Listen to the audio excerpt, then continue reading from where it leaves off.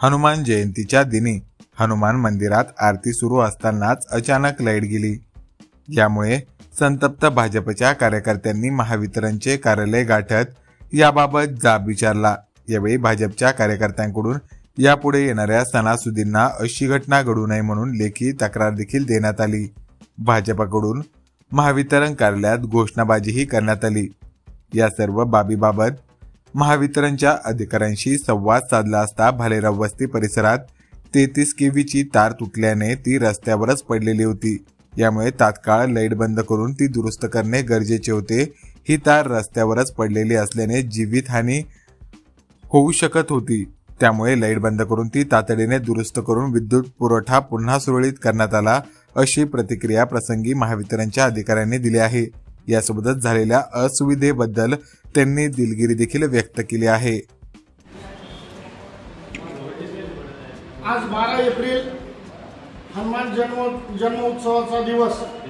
वैजापूर शहरामध्ये महात्मा ज्योतिबा फुले यांच्या मिरवणुकीचा दिवस। खंडोबा नगर येथे खंडोबा मंदिराचा यात्रेचा दिवस।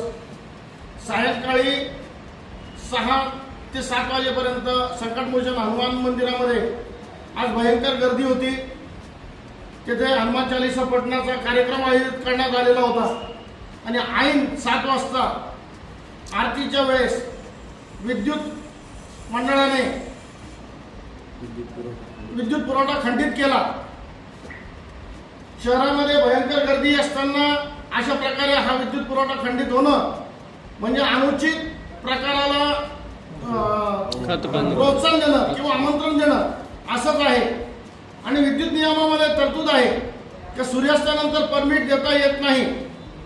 असं असताना देखील महावितरणाने आणि महापरिषदेने परमिट दिलं कसं, परमिट मागितलं कोणी आणि परमिटची परवानगी दिली कोणी, याची सखोल चौकशी व्हावी आणि दोषींविरुद्ध योग्य ती कारवाई व्हावी।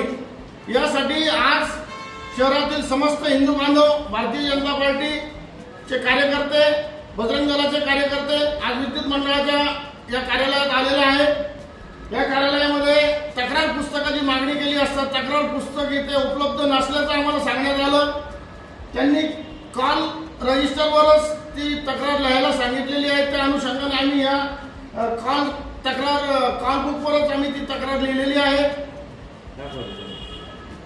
मी या प्रसंगी विद्युत वितरण कंपनीला एकच विनंती करू इच्छितो का शासनाने जो अधिनियम केलेला आहे विद्युत अधिनियम आणि त्यांचा एक सेवा कायदा आहे त्याला SOP म्हणतात, त्या SOP नुसार त्यांनी वागावं। विद्युत कंपनीला आम्ही आज सूचना देतो की यापुढे जर हिंदूंच्या सणांमध्ये असं काही झाल्यास आणि त्याची विपरीत काही परिणिती झाल्यास किंवा काही उद्भवल्यास याची सर्वस्वी जबाबदारी विद्युत वितरण कंपनीवर आणि महापरिषदेवर राहील। धन्यवाद। जय श्रीराम। जय श्रीराम।